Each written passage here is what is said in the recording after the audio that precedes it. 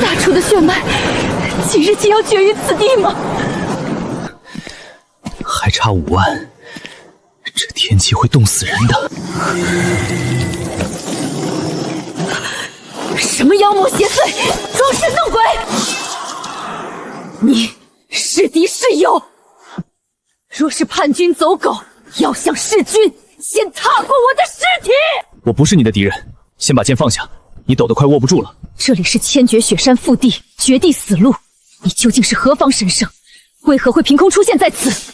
我不知道你们是在拍戏还是怎么回事，但那个孩子快冻死了，对吧？这里是千绝雪山腹地，绝地死路，10万叛军追杀，大雪封山，粮草断绝，我救不了陛下，我大楚血脉今日竟要绝于此地。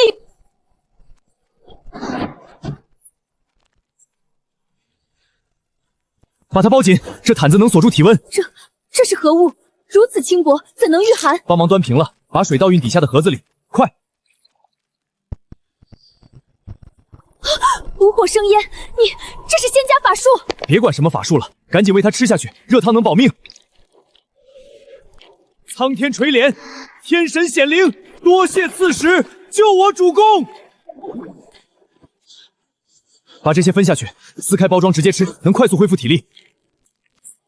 这非凉非肉，却满口生香，只一口便觉五脏生暖。多谢天神赐食，多谢天神赐食。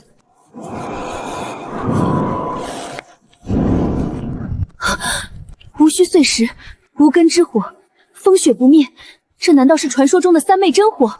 这叫打火机，留着生火取暖，别让孩子再冻着。天神救命之恩，无以为报，此乃皇族玉玺，价值连城，恳求天神再赐神物，救我将士一命。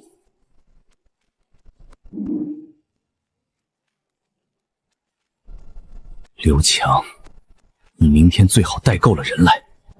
你们的命，我保了，在这等我，我这就去给你们拿仙家法器。极品和田羊乳玉，这沁色，这包浆，这五爪盘龙的雕工，小伙子，这是毫无争议的皇家御用之物，而且保存的如新出土一般。你这东西来路？祖传的，家里当年出过大户，一直压在箱底，来路绝对干净，您可以随便查。干净就好，干净就好。这东西若是上拍，1000万起步，但我看你急需用钱，这样我们机构直接现金收购，一口价800万，合法纳税后立刻打入你的账户。成交，签合同吧。给我推平那道院墙！你不能推，我们的合同还没到期，你这是要逼死这些孩子啊！合同没钱交租金和暖气费，合同就是废纸。动手！给我把火熄了！哈哈哈哈！我当是谁？原来是你这个泥菩萨过江的穷光蛋！怎么，昨晚店里停电的滋味好受吧？今天又跑来装什么大尾巴狼？睁大你的狗眼看清楚，这是镇国土局和民政局早上刚盖了公章的地皮择购合同，这块地连同整个福利院的产权，我已经全款买下了。你放什么屁？就凭你那个破劳保店，你连5万块的暖气费都掏不出，你买地？还有，这是供暖公司10年的预交款收据，从今天起，这个福利院我照了。带着你这堆破铜烂铁，马上从我的地盘上滚出去！再敢前进一步，我告你非法侵占和破坏私人财产，让你进去蹲几年。算你狠，陈野，你哪来的黑钱？你给我等着，这事儿没完！撤！小野，你哪来这么多钱呢？你可别做傻事儿啊！李爷爷，您放心，每一分钱都是干干净净的，以后孩子们再也不用受冻挨饿了。老板，把你店里流英度最高、能瞬间致盲的战术爆闪手电筒给我拿50把，还有最高浓度的户外防熊喷雾，要能喷10米远的那种，给我拿1整箱。兄弟，你这是要去深山老林打野猪啊？那防熊喷雾辣得很，喷一口能让人原地闭气5分钟。不是打野猪，是去清理一些见不得光的垃圾。全体戒备，有敌袭！殿下，脚步声很密，至少有50人，是叛军的精锐斥候营，他们摸上来了。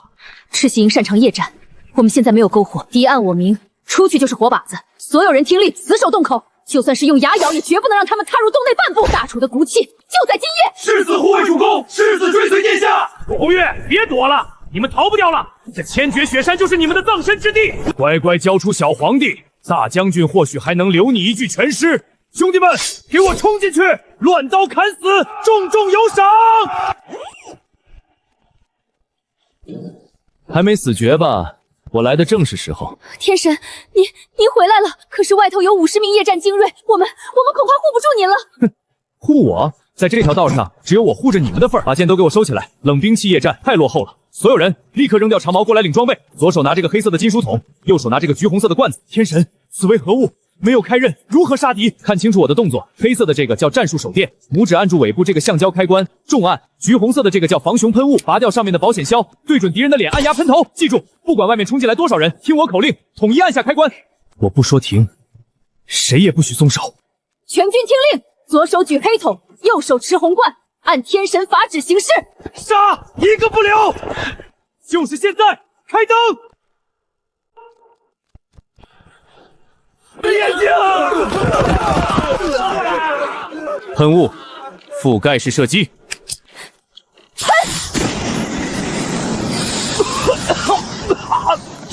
这是什么毒？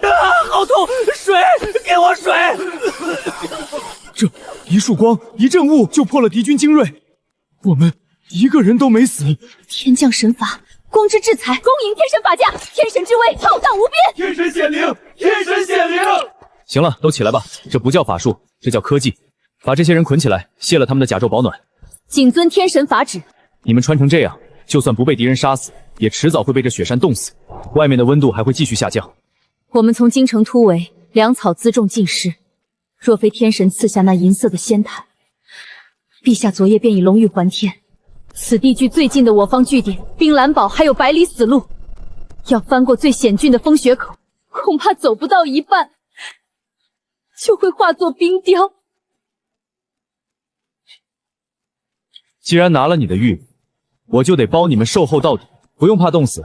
最迟明天，我会给你们弄来一批真正的天神战甲，保证你们在这零下30度的雪山里能跑得比狼还快。红月替大楚天下谢天神恩典。老板，这种防风防水的硬壳要最耐磨的极地款，给我拿30套，颜色全要战术黑或者雪地白。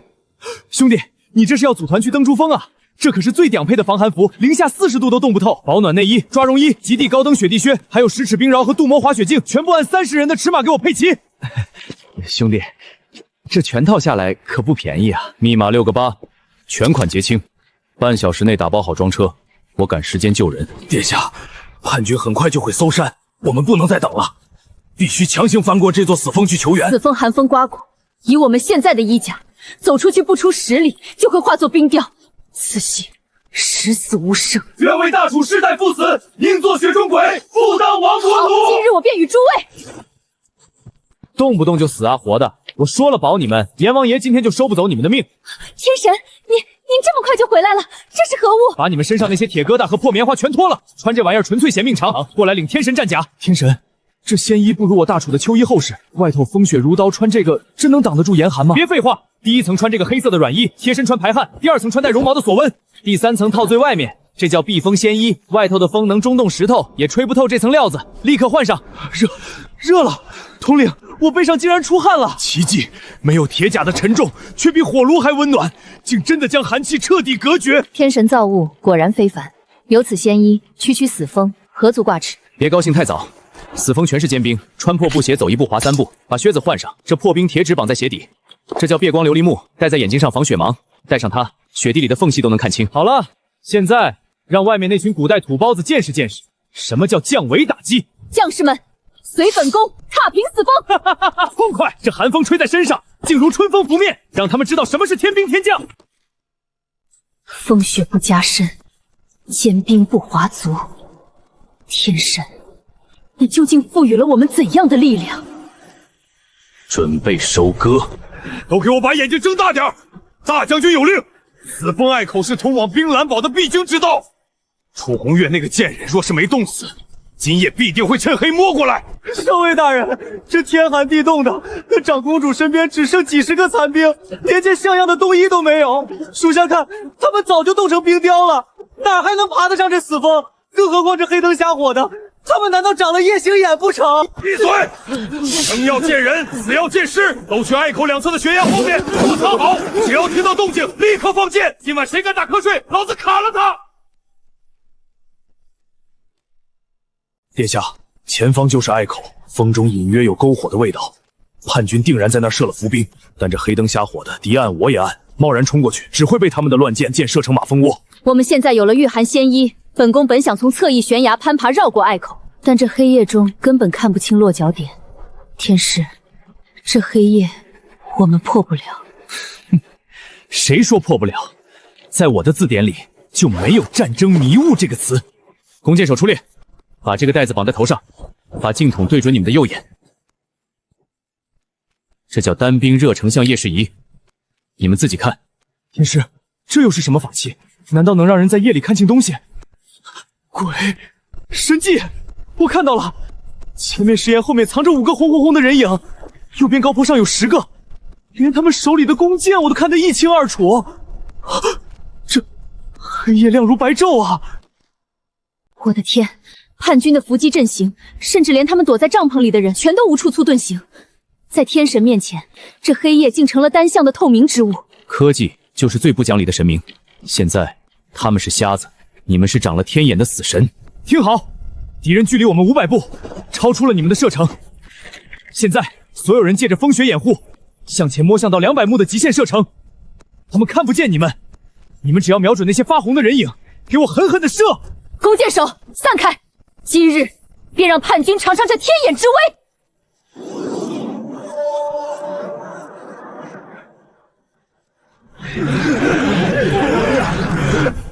瞎子们，受死吧！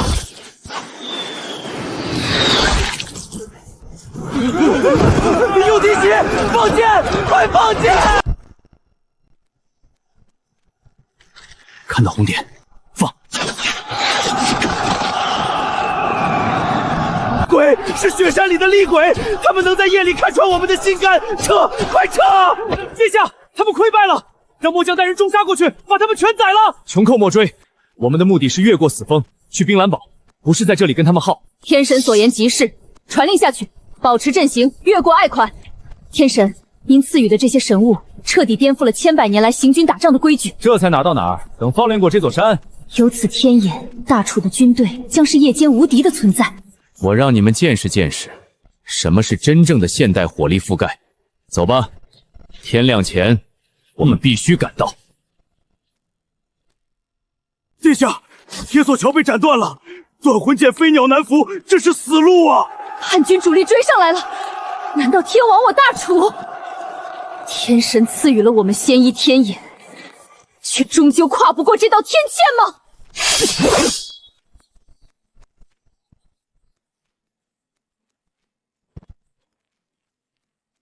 斩断个破铁链子就叫天线了。天神，这悬崖宽达30丈，没有桥，连轻功绝顶的高手也飞不过去。您难道有腾云驾雾之法？腾云驾雾我不会，但我能让你们御剑飞行。都让开！见证奇迹吧，古人们！这么细的绳子，一扯就断，如何能过人？哼，一扯就断，这叫高强度凯夫拉登山绳。比你们城门上的铁索还要结实10倍，一根能吊起几头大象。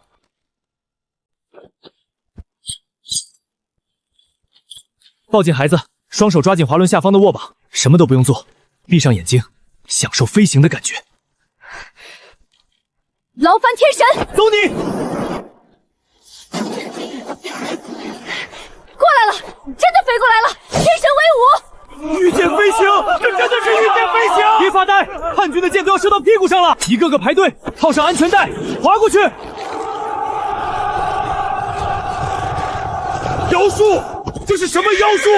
放箭，给我把他们射下来！拜拜了，孙子们！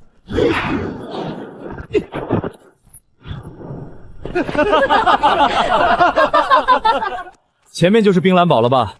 你们先去汇合，我得回去处理点凡间的杂事。等你们安顿好，我会送一份大礼过来。恭送天神，我们在冰蓝堡静候天神佳音。同志，你们可得查清楚啊！这小子平时穷得叮当响，连个泡面都吃不起。昨天突然掏出几百万，全款买下了福利院的地皮，这钱来的绝对不干净，不是洗黑钱，就是抢了金库。我们镇上绝不能容忍这种犯罪分子。是啊，小野那店生意一直不好，哪来几百万？小野虽然心善，但这钱确实来得蹊跷啊，不会真走了弯路吧？刘强，你挨打没够是吧？今天又来我门前乱吠什么？哼，怎么着？警察同志在这儿，你还想打人？小陈啊，有人举报，咱们也是例行公事，了解一下情况。你今天必须给陈镇老爷们一个交代。李警官，这是省城最高级别拍卖行开具的正规古董鉴定证书、合法收购合同，以及国家税务局开具的全额易税证明。刘强，我看你是吃饱了撑的，人家的钱是合法变卖祖传古董所得，税都交得明明白白。祖传古董，这不可能！他一个破卖劳保的，哪来的绝世古董？假的，肯定是造假。刘强，你关心我的钱，不如关心你自己。李警官，既然您来了，我刚好也要报个案。昨晚，刘强带人暴力打砸我的合法店铺，造成财产损失。原来这店是被刘强砸的，太嚣张了，必须抓起来！刘强这种恶霸就该进去。刘强，刚才的监控你也看见了，走吧，跟我回所里把这事解释清楚。误会，李警官，陈爷，我赔钱，咱们私了行不行？私了，我不缺你那点三瓜两豆，里面的饭菜应该挺管饱，进去好好享受吧。接下来，该给古人们上点真正的现代重火力了。烟花厂的库存也是时候清一清了。殿下，老臣无能，未能远迎殿下，让陛下和殿下受惊了。冰蓝堡目前只剩500老弱残兵，但外头足足围了5000叛军先锋啊！林老将军快起，这不怪你。叛军势大，你能替大楚守住这最后一道关节，已是大功。外面的情况如何？叛军主将是安论，此人极其狡猾，他们仗着人多，在堡垒外围1里处扎营，摆出了围困的架势。风雪太大，咱们的趁藏根本派不出去。老臣不知道他们的攻城计据藏在哪儿，更不知道他们的粮草大营设在何处。敌暗我明，这仗没法打呀！就算摸黑，末将也愿带50弟兄趁夜结营，死也要咬下他们一块肉。不用去送死，千百年来打仗打的就是一个瞎字，谁看不见谁就挨打。但从今天起，瞎打的只会是他们。殿下，此话何意？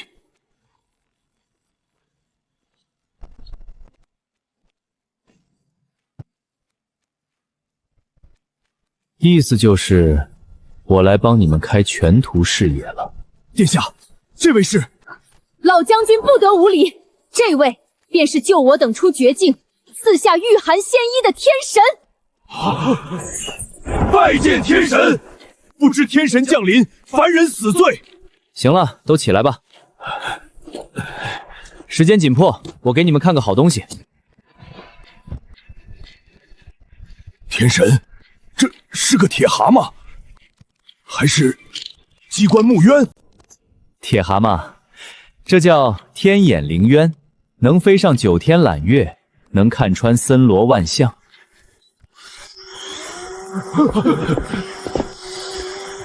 殿下，过来。看好了，左边这个控制高度，往上推就是飞升；右边这个控制方向，屏幕上显示的就是天眼看到的画面。现在往上推，飞了！没有翅膀的铁鸟真的飞上了九霄。神迹，这是真武大帝的眼目啊！别看天上，看你手里。这是我在天上，我看到了我自己，太清晰了，连城墙上的冰裂缝都看得一清二楚。越过山墙，去看看你那些敌人在干什么。天神，风雪太大了，敌军营帐被遮掩，还是找不出他们的粮草所在。战争迷雾，在我面前不存在的。切换红外热成像模式。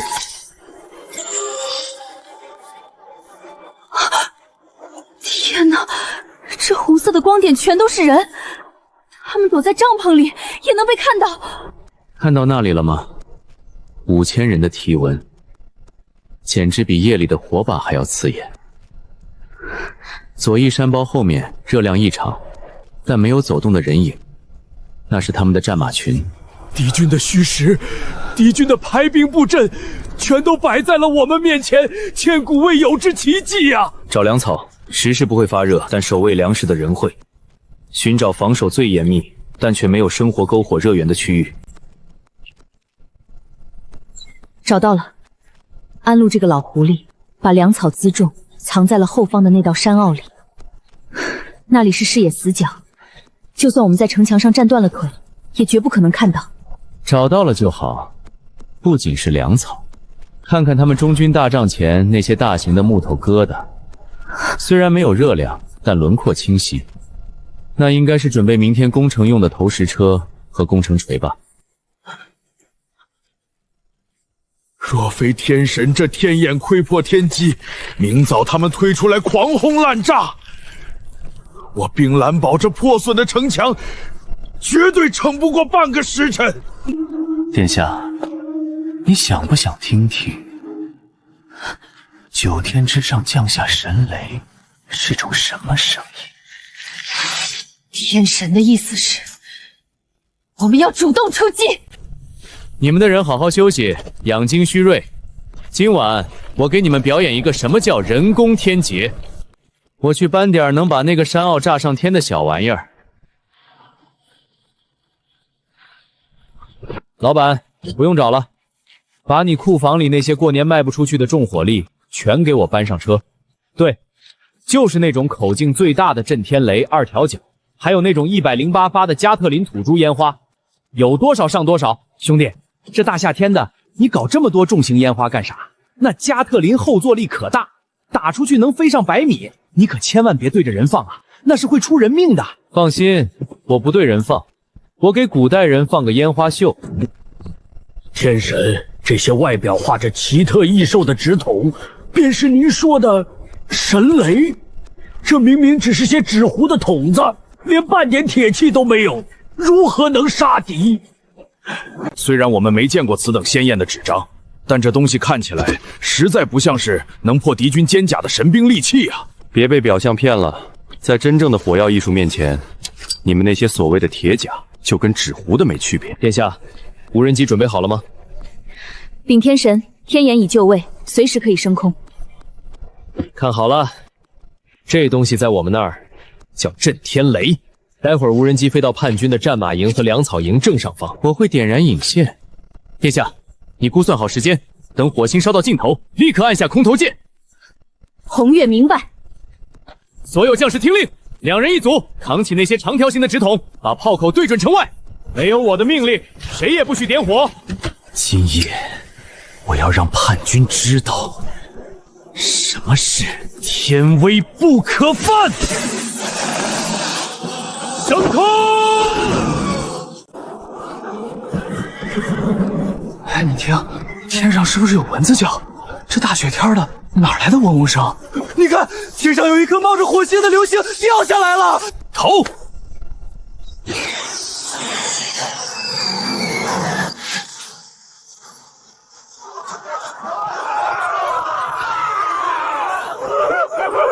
之前老天爷发怒了，天上降下神雷了！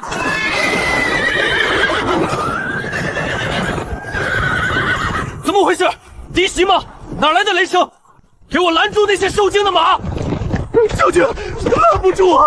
是天上降下了神罚之火，直接砸在了马营里，马全疯了，正踩着咱们兄弟往中军冲啊！妖言惑众！冰蓝堡的残兵难道能呼风唤雨不成？传令前锋营结阵，给我向冰蓝堡压过去！若是他们捣鬼，今夜就踏平城墙！天神，这便是神雷之威吗？一击不费一兵一卒，便废了敌军的骑兵营。天神之位，万古未有。高兴得太早了，他们想临死反扑。全体都有，准备迎敌。听好，点燃引线，把炮口对准冲过来的叛军。记住，双手一定要死死压住炮管。今晚就让这帮土包子尝尝什么叫现代火力的金属风暴。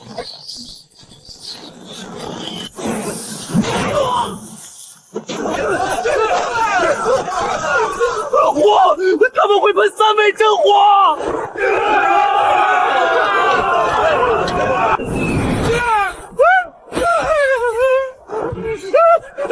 撤！快逃命啊！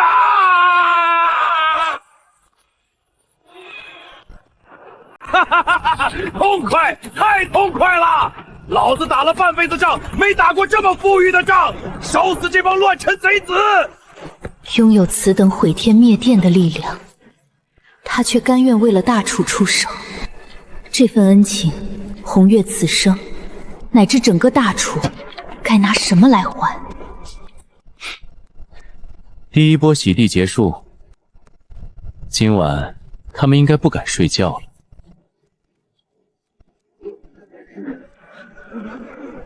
废物，一群废物！区区一些会发光的暗器和火器，就把你们吓成这样！我安乱怎么养了你们这群草包？将军，那不是暗器啊！那火光能在半空中炸开，还能连续喷吐神火，凡人的工匠怎么可能造得出来？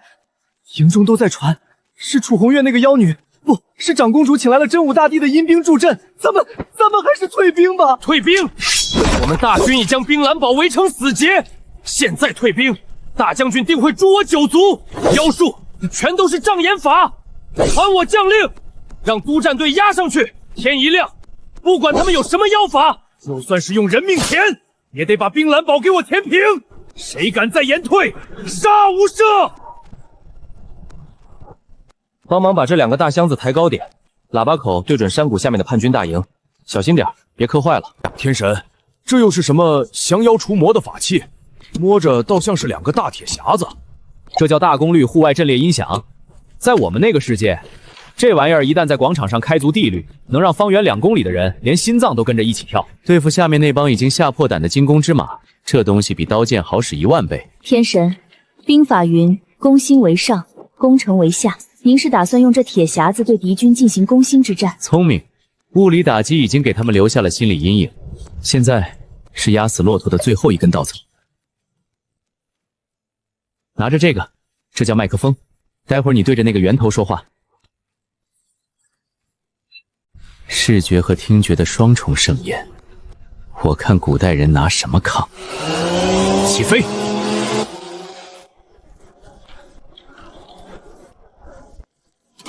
什么声音？地龙翻身了吗？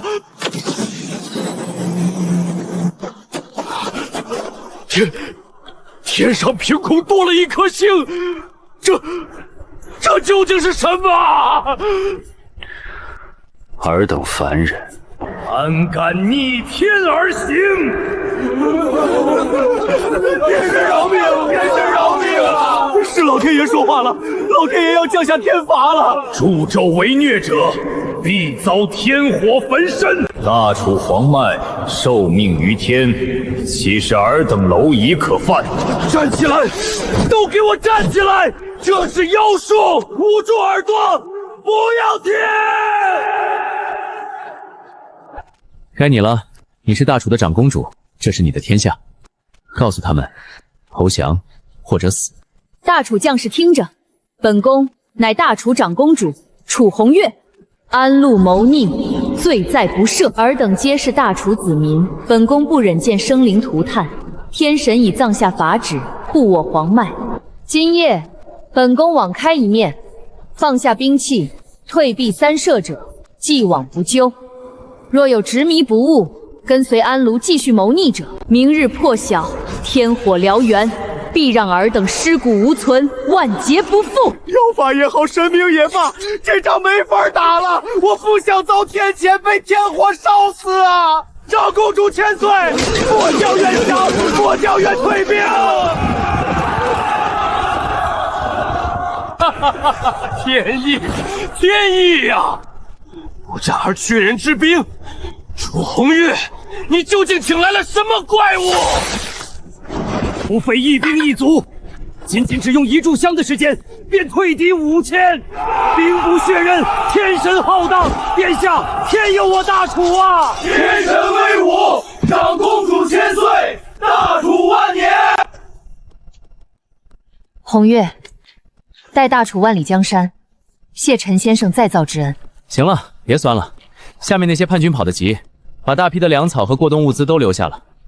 赶紧让老将军带人下去接收战利品。冰蓝堡暂时安全了，但安陆只是个先锋，叛军主力迟早会反应过来。你们抓紧时间休整，我得回去一趟。现代那边还有点尾巴没处理干净。先生放心，有这些物资，冰蓝堡固若金汤。红月，在此等候先生归来。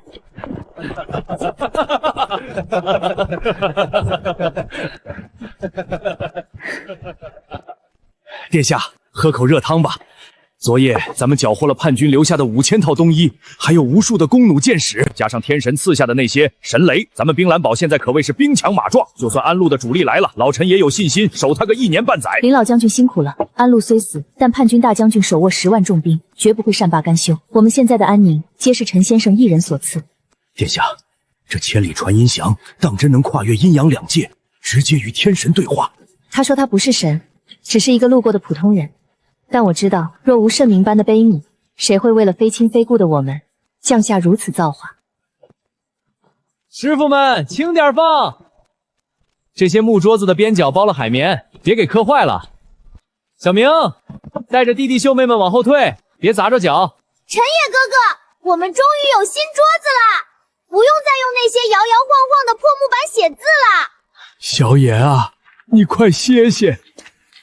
这一大早的，你又是买煤炭，又是拉桌椅，还给食堂拉了半扇猪肉，你那几百万也不能全砸在咱们这群老弱病残身上啊！你还得娶媳妇儿呢。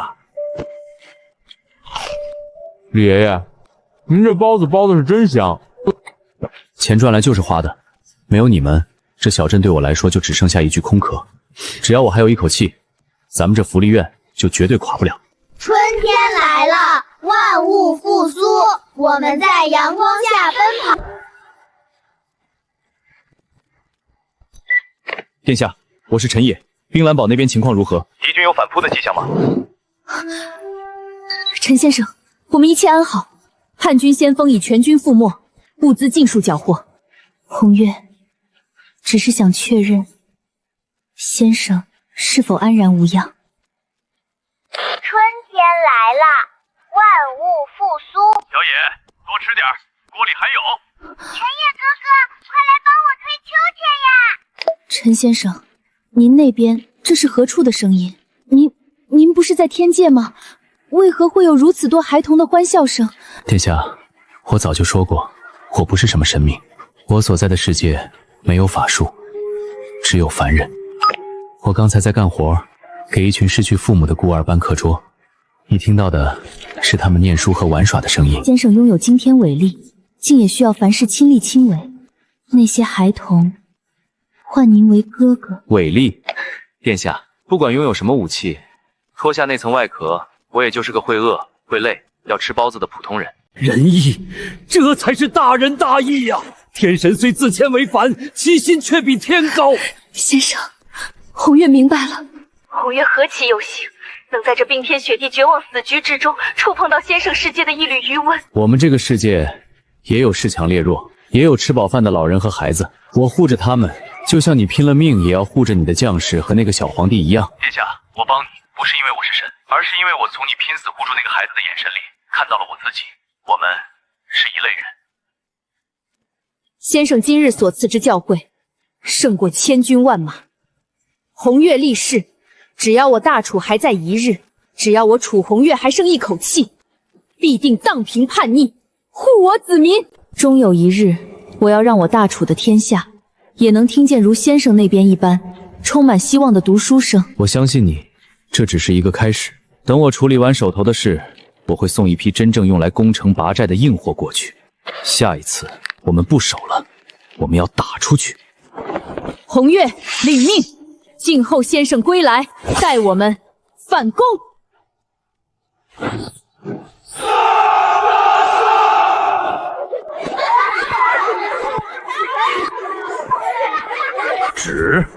就凭几堆装了火药的破纸筒，加上几个装神弄鬼的铁盒子，就把安陆那5000精锐吓得炸营溃逃，主将自刎，简直是奇耻大辱！大将军息怒，逃回来的士兵都说那夜天上落下蓝色的神星，还有如同9天雷震般的声浪，他们都以为是楚红月请来了天兵天将，这才放屁！什么天神，什么天谴！若真有神明，我10万大军造反之时，神明怎么不降下天雷劈死我？这分明是楚红月那妖女不知从哪儿弄来的西域奇巧银术，障眼法而已。弟兄们，冰蓝堡里只剩下几百个连饭都吃不饱的残兵败将，那大楚的小皇帝还有那个长公主楚红月就在城墙后面发抖。不要怕什么神鬼，今日本将亲自督战，我倒要看看是他的妖法硬，还是我麾下3万铁甲硬。传我将令，众盾兵开道，死士营冲锋。今日不计一切代价，必须踏平冰蓝堡。第一个冲上城头的，赏黄金1万两，封万户侯。敢退后半步者，督战队就地斩杀，诛灭9族。全军攻城！殿下，他们来了，是拓跋烈的本部精锐，3万重甲死士。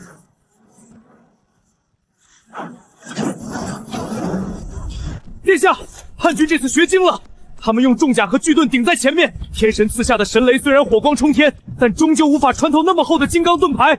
若是被他们冲到城下，用人海战术搭起人梯，我们这500人瞬间就会被淹没。擒贼先擒王，只要拓跋烈一死，这3万大军的军心必会瞬间瓦解。林老将军，能看到拓跋烈的中军大旗吗？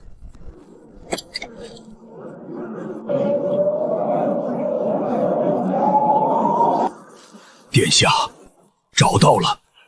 拓跋烈这个老狐狸，足足800步之外的后方高地上，而且他的四周里3层外3层全是举着巨盾的亲卫营。800步，就算是我大楚最顶尖的神射手，用最强的30大弓，箭矢最多也只能飞出200步，更别说还要穿透金刚重盾和他的连环重甲了，这根本是不可能做到的事。凡人的弓箭做不到，不代表天神做不到。陈先生，我是楚红月，叛军主力攻城了。收到，情况有多糟？敌方主将拓跋烈集结了3万重甲死士，正用重盾开道，对我冰蓝堡发起决死冲锋。您的神雷无法穿透金刚巨盾，一旦被他们靠近城墙，500守军绝对挡不住3万人的人海战术。斩首战术。找到敌军主将的位置了吗？找到了，但他极其狡猾，躲在距离城墙800步之外的高地。陈先生，我大楚的弓箭根本射不到那个距离。红月恳求先生，可有能在1里之外穿透重甲盾牌，一击必杀的神兵？只要拓跋烈死，3万大军不攻自破。800步换算成现代距离，差不多是1000米左右。这个距离要穿透重装甲，只有重型狙击步枪能做到，但我根本搞不到军用重火力，狙击枪搞不到，合法的单兵冷兵器巅峰有了。殿下，听着，不管你用什么办法，滚木炼石也好，泼滚水也罢，给我死死守住城墙半个时辰。半个时辰之内，我绝不让叛军踏进冰蓝堡半步。800步外的斩首是吧？你给我等着！我这就去给你拿来冷兵器工业的究极巅峰。全军听令！天神已有法旨，半个时辰之内，天神降下诛杀叛将的神兵。这半个时辰，哪怕是流干最后一滴血，用骨头去舔，也绝不能让叛军爬上城墙。为了大楚，死战！死战！死战！死战！放箭！扔石头！把那些破油罐全都给我点燃砸下去！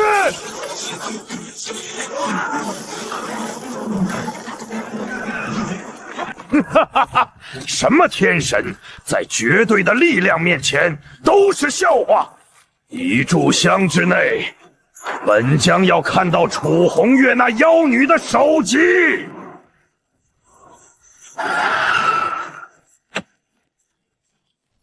经理，把你们镇店之宝拿出来！先生，您需要什么类型的弓？我们这儿有刚到的奥运比赛级反酒，别拿那些娘娘腔的玩具糊弄我！我要重型狩猎复合弓，磅数拉满，100磅起步的顶级硬货。给我配上全套的偏心轮组、减震杆，还有8倍光学狙击瞄准镜。先生，100磅的重型复合弓那是去非洲猎大象用的，国内根本没人拉得开。而且带高倍瞄准镜的都是专业定制，这需要办手续。里面有200万，买你的弓，连同你私藏的那些违规高穿透箭头。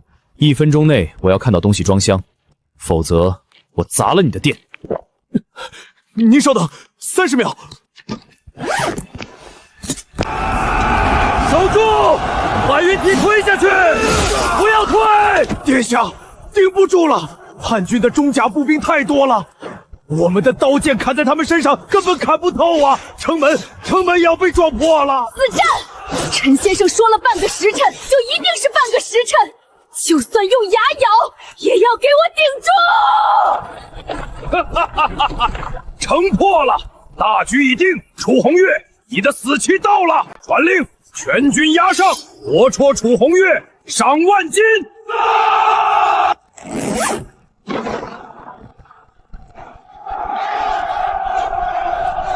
红月上啦！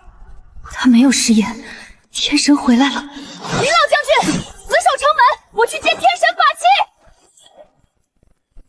器。先生，你回来了，神兵何在？闭上眼睛，别被这玩意儿的杀气闪了影。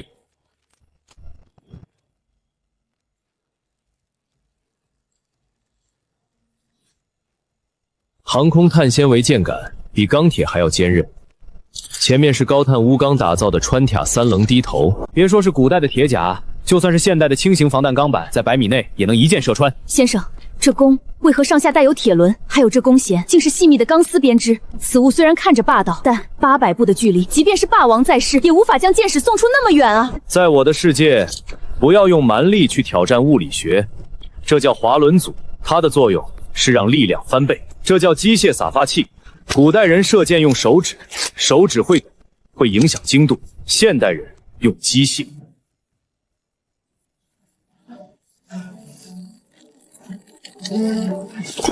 怎么回事？刚开始极重，但拉到一半后，这弓弦突然变得轻润无物。这弓里有妖法？这不是妖法，这叫省力比，偏心滑轮。帮你锁住了这100磅的极度动能，你现在只需要用1成不到的力气，就能保持满弓状态，这就是科技给你的底气。现在，闭上左眼，把右眼凑到那个玻璃镜片后面，看清楚镜片里的十字线了吗？那叫分罩板，距离800步，箭矢在飞行程中会受到重力的影响往下掉，这叫抛物线。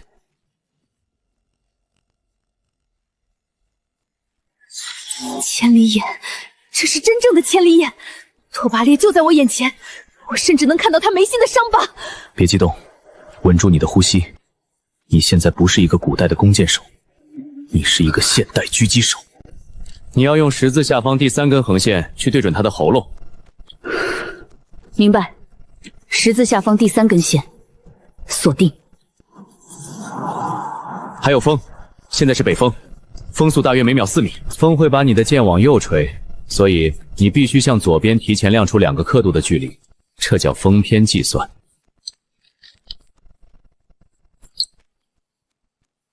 风偏修正完毕，目标锁定。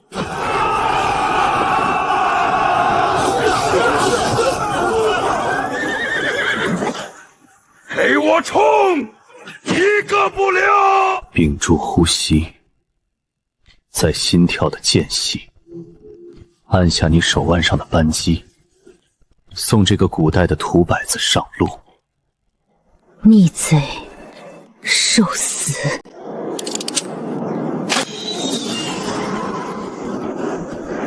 哈哈哈哈！城破了！什么狗屁天神，在老子的10万铁甲面前连个屁都不敢放！冲进去，把楚红月那妖女给我活捉过来！老子要用她的血祭旗！大将军神威盖世！过了今日，这大楚的天下便是大将军您的了。这，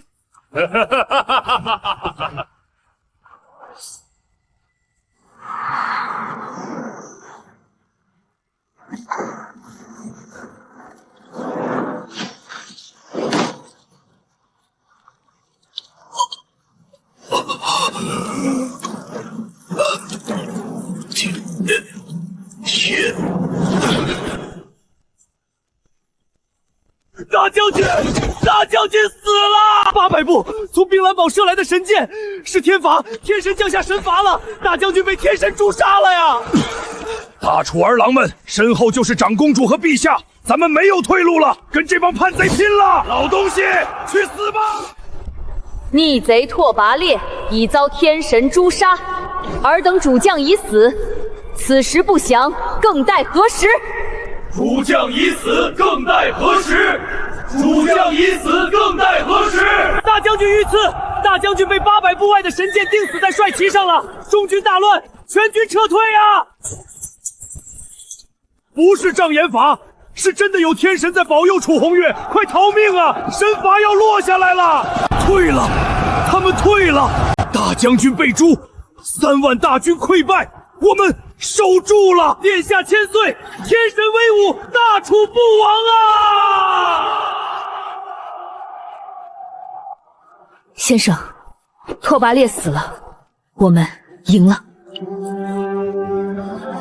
不是我们赢了，是你赢了。那致命的一箭是你自己算准了封偏，是你自己扣下的扳机。我只是给你递了一把刀，从现在起，你不再是那个带着孩子逃命的落魄长公主了。先生的队一味的逃亡，永远换不来大楚的太平。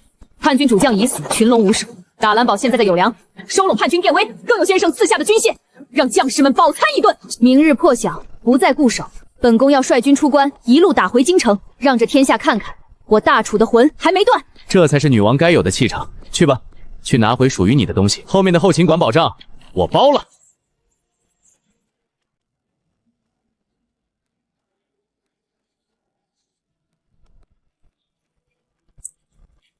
启奏陛下，长公主殿下，自冰蓝堡一役，叛将拓跋烈伏诛，叛军主力不战而溃，百姓冻死者十中无一。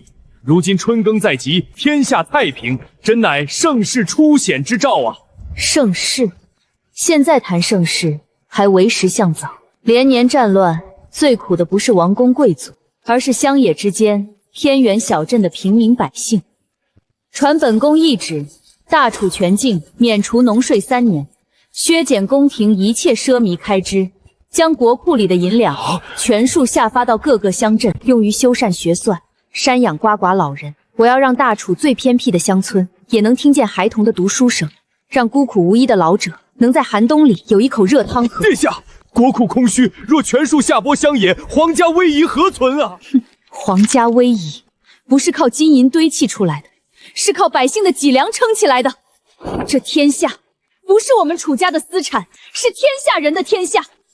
本宫曾在冰天雪地中听闻过一种大爱，那人明明掌握着毁天灭地的力量，却甘愿为了素不相识的老弱妇孺四处奔波，受人白眼。与那等胸襟相比，皇家威仪算个什么东西？此事无需在意，按旨意办。长公主仁慈，大楚万年。殿下，这是东海进贡的九龙夜明珠，还有这卷前朝画圣的《万里江山图》孤本，这几件皆是国库中价值连城、举世无双的极品。老将军，你说陈先生会喜欢这些俗物吗？天神那般人物，连仙医神雷都视若堂相，岂会贪图金银？但老臣记得，天神曾用殿下的玉佩去换取了庇护凡间弱小之财。殿下将这些国宝献给天神，天神定能将其化作更多的大爱，去救济他那个世界受苦的人。是啊，先生的世界虽有繁华，却也有寒冷。他为了守护那些孩子和老人，受尽了世俗的误解。本宫不能让他孤军奋战。传令备马，本宫要亲自去一趟千绝雪山。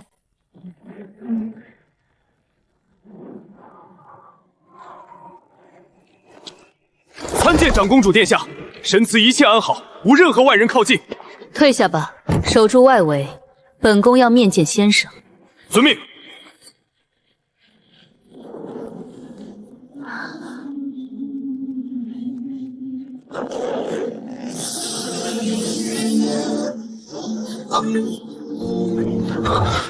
稀客，长公主殿下，大楚的江山坐稳了。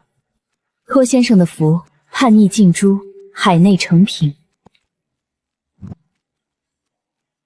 红月是来还债的。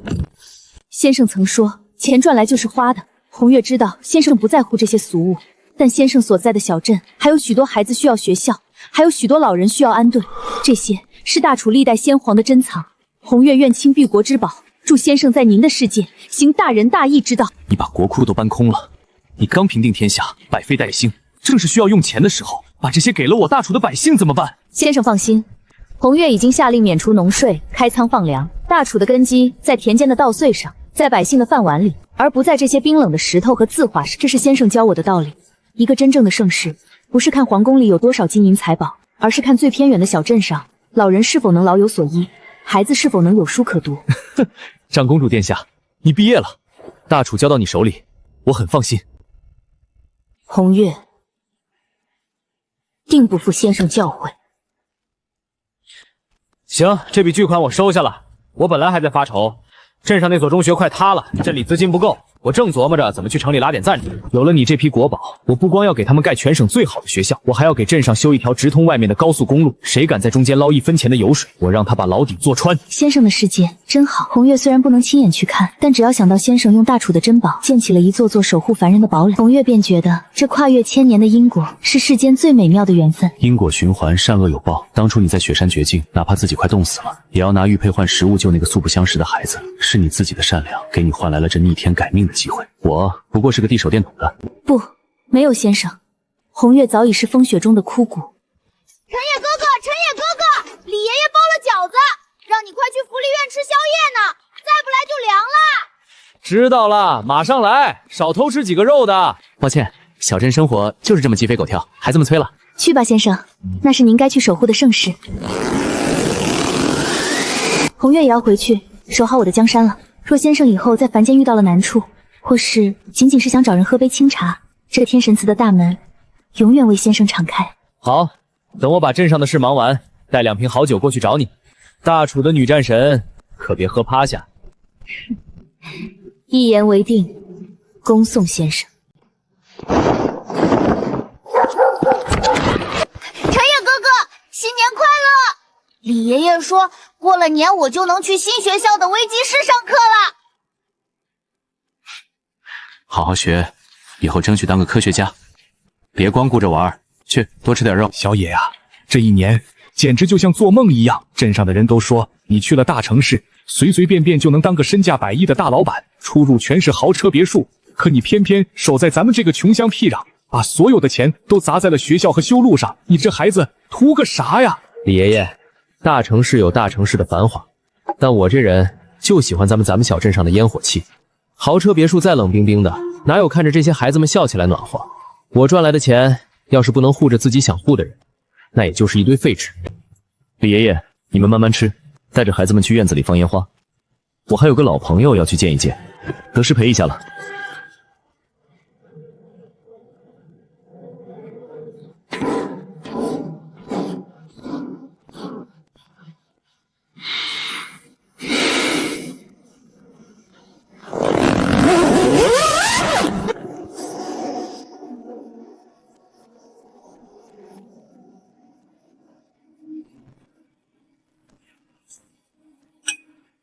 红月见过先生，算算时辰，先生那边今日应是除夕佳节了吧？是啊，除夕。这不，给你带了点凡间的年夜饭。咱们这儿有个规矩，除夕夜得吃饺子。大楚天下太平，朝堂稳固，百姓家家户户皆有余粮。红月在宫中设了宫宴，但不知为何，看着满朝文武，只觉得喧嚣，心里总觉得少了些什么。这壶酒名叫千岁寒，是用千绝雪山最深处的雪水，或以皇室秘法酿制了30年的绝世佳酿。当年在雪山绝境，先生曾说要带酒来找我，红月不敢忘，今日特来赴约。这一杯敬先生，若无先生当日风雪中递来的那束光，先生之恩，红月与大楚万民永世不忘。我也敬你，敬那个在绝境中誓死不退，哪怕流干最后一滴血，也要护住家国子民的女战神。大楚有你，是天下之幸。那就是您曾用以破敌的神雷吗？